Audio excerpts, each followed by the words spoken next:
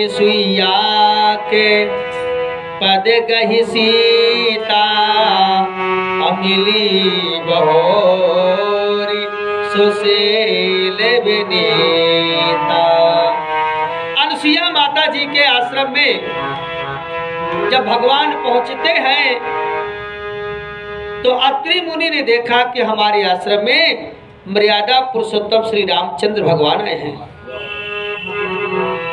और मर्यादा पुरुषोत्तम श्री रामचंद्र भगवान जब वहां पहुंचे तो गुरु जी को उन्होंने प्रणाम किया। देखो, भगवान श्री राम हो करके भी इतने सरल हैं, इतने सौम्य हैं, इतने उदार हैं, इतने पवित्र आत्मा हैं कि जो अपने से श्रेष्ठ हैं उनको वो सम्मान करते हैं, आदर करते हैं। संत महात्माओं के चरणों में झुक जाते हैं। सुनत महामुनि हर्षित भयो। जब प्रणाम किया तो प्रणाम करने के बाद में प्रभु श्री राम लक्ष्मण ने धीरे से इशारा किया भगवती सीता जी से कि जाइए, अंदर माता जी हैं, माता जी को प्रणाम करो। माता जी को प्रणाम करने के लिए कहा। भगवती सीता जी गई, जाकर के माता सीता जी अनसुईया माता जी को प्रणाम किया। देखो, प्रणाम करने से बहुत कुछ मिलता है। अब प्रणाम नहीं करते तो हमें कुछ नहीं मिलता है। इतने बड़े सम्राट राजा परीक्षित जी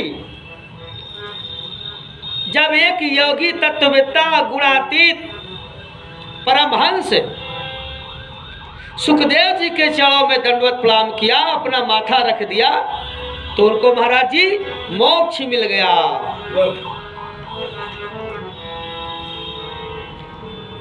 श्री योगी राज जनक जी महाराज जब इन्होंने अष्टावक्र जी के चरणों में प्रणाम किया, तिनको ज्ञान और वैराग्य मिल गया। श्री गौतम बुद्ध के चरणों में जब उनका भाई आनंद, चचेरा भाई, जब गौतम बुद्ध को प्रणाम किया तो आनंद को सारी उनकी वासनाएं चली गई, उनका सारा नींद चला गया और वो ज्ञान को प्राप्त हो गए। रामकृष्ण परमहंस के चरणों में तर्क का पुतला, शंका करने वाला विवेकानंद ने जब रामकृष्ण के चरणों में प्रणाम किया तो उनको महाराज समाधि मिल गई। संशयात्मा विनश्यति, सारा संशय ही उनका समाप्त हो गया। जनक महाराज जी भी प्रणाम करते हैं, लेकिन हम लोग तो संत महात्मा ब्राह्मण मिले, अपने से कोई श्रेष्ठ बुजुर्ग मिले, उनके चरणों में सर झुकाने के लिए हमको बहुत शर्म आती है महाराज। तो अनसुईया के पद गहि सीता, अनसुईया के पद गहि सीता, मिली बहोरी सुशील विनीता। अनसुईया के